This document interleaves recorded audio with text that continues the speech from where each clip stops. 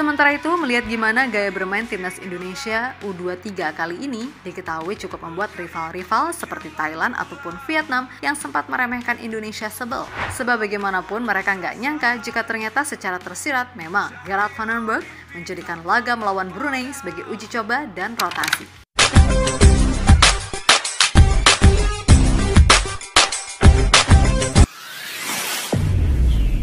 Assalamualaikum dan salam persaudaraan, salam sepak bola. Selamat bertemu kembali guys di channel Askalani Studio. Oke, sekali lagi saya ingin mengucapkan selamat untuk timnas Indonesia atas kemenangan di atas Brunei 8-0, kemenangan besar yang mana ini antara rekor juga timnas Indonesia U23. Oke guys, yang penting kita bersyukur dengan apa yang kita sudah capai pada hari ini. Dimana timnas Indonesia ini patut kalian bangga ya dengan kemenangan 8-0 ini, walaupun hanya lawan Brunei ya, tetapi tetap kemenangan telak.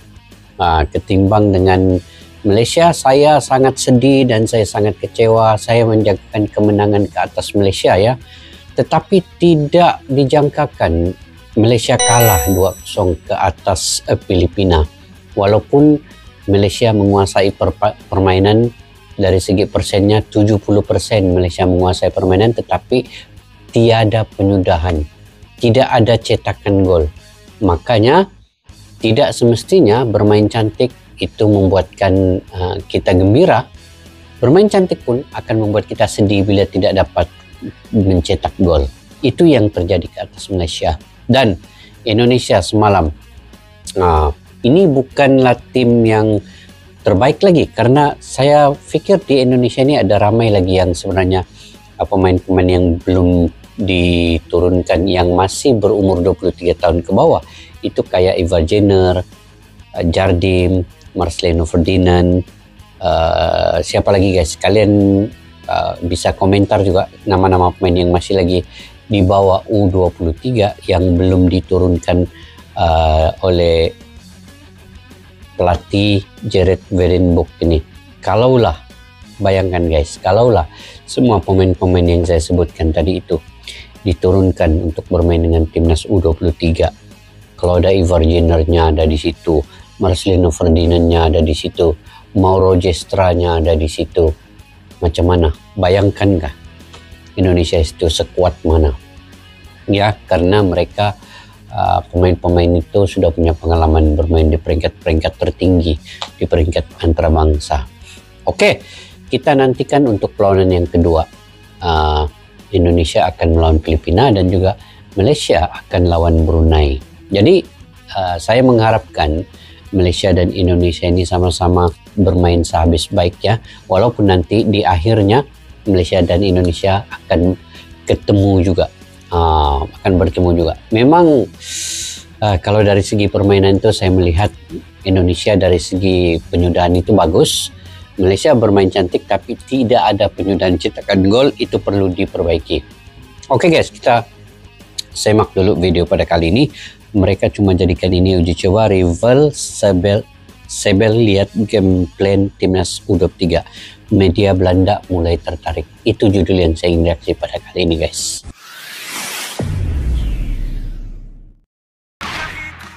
Timnas U23 sukses meraih hasil super positif ketika melawan Brunei Darussalam di match perdana Piala AFF U23. Tentu saja sebelum laga Indonesia memang udah diprediksi bakal menang dan hasilnya emang menang. Akan tetapi di luar dari skor besar yang tercipta, skuadnya sekarang benar-benar menunjukkan cara main yang positif, di mana itu diketahui cukup membuat rival-rival seperti Thailand ataupun Vietnam sebel.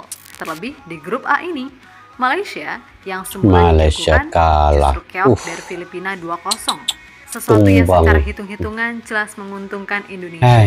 Yap, para rival menganggap Gerard van den Berg emang sengaja menjadikan laga melawan Brunei sebagai uji coba.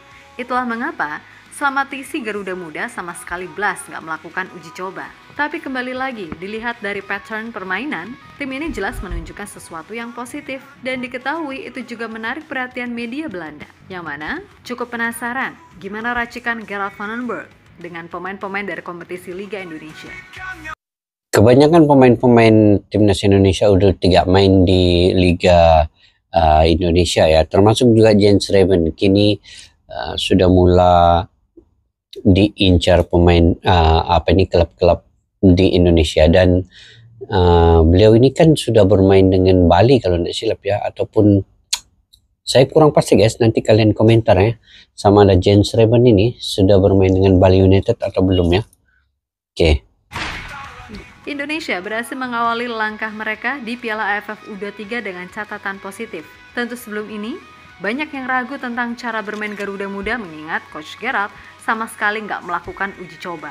Akan tetapi, di luar dari lawannya Brunei atau skor besar yang tercipta, tim ini benar-benar mampu menunjukkan identitas permainan yang jelas, di mana 1-2 sentuhannya terlihat oke. Kemudian, nggak banyak dribbling, serta jarak antar pemain dekat dan pastinya klinis di depan gawang. Sesuatu yang jarang kita lihat, terutama ketika tim Garuda melawan tim yang bermain parkir bus. Yap, sebagaimana kita tahu, kalau tim ini sekarang diisi oleh pemain-pemain full Liga Indonesia, mengingat Jens Raven sendiri statusnya udah pemain Bali United. Dan semua paham, sudah ini pemain adalah Bali tim yang United, baru, guys. sehingga pastinya butuh waktu bagi Coach Gerald untuk menyatukan semuanya baik teknis ataupun non-teknis. Meskipun begitu, tetap aja banyak pihak yang meragukan tim ini bisa survive minimal menampilkan permainan yang bagus. Apalagi semua juga paham, tim ini tidak diperkuat oleh pemain-pemain seperti Ivar Jenner, Rafael Strijk, Marcelino, hingga Justin Hubner yang sebenarnya secara usia masih bisa bermain. Akan tetapi, Gerald van den Berg benar-benar melakukan gebrakan baru dengan hanya mengandalkan pemain yang berkarir di Indonesia. Tentu saja, dia sudah memiliki perhitungan tersendiri. Dan lawan di kancah Asia Tenggara nanti tidak bisa dipandang remeh. Apalagi Coach Gerald juga mengakui jika ia cukup buta dengan peta kekuatan tim-tim di Asia Tenggara. Nah, terkait gak ada nama-nama tadi, Coach Gerald menjelaskan bahwa memang pemain-pemain yang sudah matang di Timnas Indonesia tidak dipanggil ke Timnas U23 Indonesia. Menurutnya, mereka yang sudah di level senior harus fokus ke kualifikasi Piala Dunia 2026 zona Asia. Dan dia tidak ingin ikut campur. Dan pada harus akhirnya, mantap memilih membawa pemain-pemain muda yang dinilai cukup potensial. Yang mana segala resiko pasti udah diperhitungkan. Saya pikir yang paling terpenting adalah timnas senior. Kita harus lolos ke Piala Dunia. Jadi saya pikir itu yang terbaik saat ini. Saya sudah senang dengan pemain yang saya punya saat ini. Kami banyak pemain muda yang tentu mereka harus berkembang. Tapi saya senang dengan kualitasnya. Dan siapa pemain yang tidak jadi datang di masa depan? Dari timnas senior, saya rasa itu bukan hal yang saya pikirkan saat ini. Saya sangat senang dengan tim yang kami miliki. Kami akan coba tampil dan menghormati setiap lawan. Kami melawan tim hebat, dan yang bisa kami lakukan adalah memberi yang terbaik serta memberikan segalanya untuk mengalahkan semua lawan. Ucapan tanpa pemain timnas Belanda tersebut sebelum pertandingan. Sementara itu, melihat gimana gaya bermain timnas Indonesia U23 kali ini diketahui cukup membuat rival-rival seperti Thailand ataupun Vietnam yang sempat meremehkan Indonesia sebel. Sebab bagaimanapun mereka nggak nyangka jika ternyata secara tersirat memang Gerald van den Berg menjadikan laga melawan Brunei sebagai uji coba dan rotasi. Kemudian yang paling dongkol jelas Malaysia. Mereka yang datang dengan kepercayaan diri tinggi serta banyak dijagokan jadi juara karena persiapan yang sangat matang. Di laga perdana justru keok dari Filipina 2-0. Tentu saja ini cukup menguntungkan Indonesia meskipun nanti di laga kedua melawan Filipina 100% nggak akan berjalan semudah melawan Brunei. Dan di pertandingan itu Gerald van den Berg jelas nggak akan coba-coba lagi alias full ngegas demi memastikan tiket lolos ke babak gugur.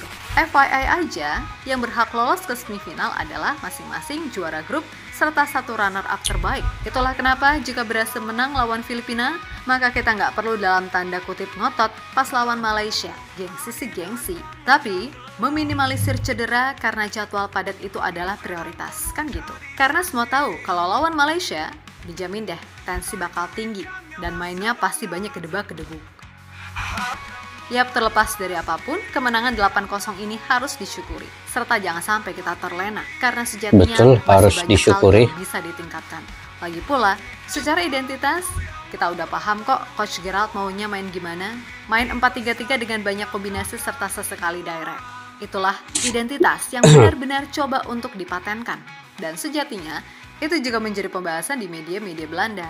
Sebab biar gimana pun, ini adalah tantangan tersendiri bagi Coach Gerald yang merupakan legenda besar sepak bola Belanda serta dikenal lihai untuk mengembangkan potensi pemain muda. Ya mudah-mudahan aja di laga berikutnya para pemain timnas U23 bisa main lebih rapi, karena jujur aja masih ada beberapa kesalahan elementer, terutama di babak kedua ketika Coach Gerald melakukan rotasi. Ingat, tim ini masih belum 100% teruji, terutama dari sisi pertahanan. Mudah-mudahan semuanya tetap rendah hati serta nggak berpuas diri. Sehingga tujuan sebenarnya yaitu mempertahankan emas SEA Games serta lolos ke Piala Asia via kualifikasi untuk kemudian emas SEA Games mencapai 4 besar Asia seperti edisi sebelumnya bisa tercapai. Pertanyaannya, apakah itu bisa? Ya, bisa-bisa aja. Ingat, tim ini masih punya kekuatan tambahan yang bisa diturunkan ketika di ajang Asia. Pemain seperti Dion Marks, Tim Gapens, Welber Jardim, hingga nantinya Mauro Zelstra pasti bisa membuat permainan tim Garuda jauh lebih bagus, harapannya gitu. So untuk sekarang, fokus laga per laga. Gak usah mikirin itu, pokoknya fight aja sampai akhir. Untuk itu, buat semua elemen timnas, tetap semangat dan sukses selalu. Oke, kita Garuda. Oke guys, Indonesia berjaya di perlawanan perdana 8-0. Ya, kita memahami itu adalah perlawanan yang mungkin kita ketahui Brunei ini salah satu pasukan yang belasahan, tetapi apapun kemenangan besar itu tetap patut disyukuri oleh Indonesia di bawah kendali Jared Wedenbork, karena ini adalah perlawanan pertama di Piala AFF bagi pelatih ini, dan beliau menargetkan juara dan beliau membawa semua pemain ini adalah pemain lokal kecuali James Raven ini guys. Antara muka-muka baru yang mungkin ada potensi menjadi pelapis kepada timnas Indonesia nanti. Oke, antaranya Ardiansyah Muhammad Ferrari ini sudah biasa dengan kematangannya bermain di senior, selalu juga dipanggil dulu oleh Sintayong. Dan ada pemain baru Brandon Sanchman, Ahmad Maulana, Doni Tripamungkas ini pun sudah biasa bermain dengan peringkat-peringkat yang lebih tinggi. Robi Darwis, Tony Firmansyah, Arkan Fikri, Raihan Hanan, Rahmat Arjuna, dan akhirnya Jens Reben. Dengan 6 gol yang dicetak oleh Jens Reben di perlawanan perdana ini membuktikan kualitas beliau sebagai penyerang berprofil tinggi ya, berprolifik. Bagi saya dia seorang penyerang yang punya insting yang baik untuk mencetak gol. Beliau punya keyakinan dalam bagian serangan untuk mencari ruang dan peluang ketika mencetak gol. Ini dibuktikan beliau dengan 6 gol itu bukanlah mudah ya sebenarnya untuk seorang penyerang. Untuk satu orang penyerang mencetak dalam satu perlawanan 6 gol itu tidak mudah sebenarnya. Dan kalau dia dapat mencetak hat-trick pun sudah sangat bersyukur. Tapi ini 2 kali hat-trick guys. 6 gol yang dicetak oleh Jens Raven ini perlu diawasi oleh mana-mana tim, terutama nanti lawan Malaysia. Sudah tentu walaupun kita ketahui nanti sebelum lawan Malaysia, Indonesia akan lawan Filipina, dan kalaupun Filipina dikalahkan oleh Indonesia, sudah tentu Indonesia lawan Malaysia nanti Indonesia akan menurunkan mungkin pemain-pemain cadangan mereka. Karena untuk menjaga kualitas dan juga kebugaran pemain inti itu bermain di semifinal dan final nanti. Saya pikir Indonesia akan masuk ke final nanti guys. Ini saya punya prediksi lah. Mungkin Indonesia akan masuk ke final nanti. Mungkin bersama Vietnam ataupun Thailand. Malaysia kalau tidak ada perubahan lawan Brunei nanti, dari segi permainan Malaysia oke, tetapi dari segi cetakan gol itu perlu diperhalusi lagi. Kalau Malaysia tidak dapat mengubah yang sisi penyerangnya untuk lebih proaktif dalam mencetak gol, maka agak sulit untuk Malaysia menyaingi Indonesia nanti. Sedangkan lawan Filipina pun Malaysia sudah bagian pertahanan lalai dengan 2 gol yang dihasilkan oleh Filipina, apatah lagi dengan tim sekuat Indonesia guys. Oke, sampai di situ saja video pada kali ini. Mungkin kalian punya pandangan pendapat sendiri, kan kalian boleh komentar di ruang kolom di bawah. Sampai kita jumpa lagi. Assalamualaikum warahmatullahi wabarakatuh. Bye bye. Askalani Studio untuk kita channel yang bereaksi tentang apapun yang ada di Indonesia. Channel YouTube dari Malaysia di Askalani Studio. Jika mau tahu tentang Indonesia, ayo like and subscribe channel kami Askalani Studio. Askalani Studio.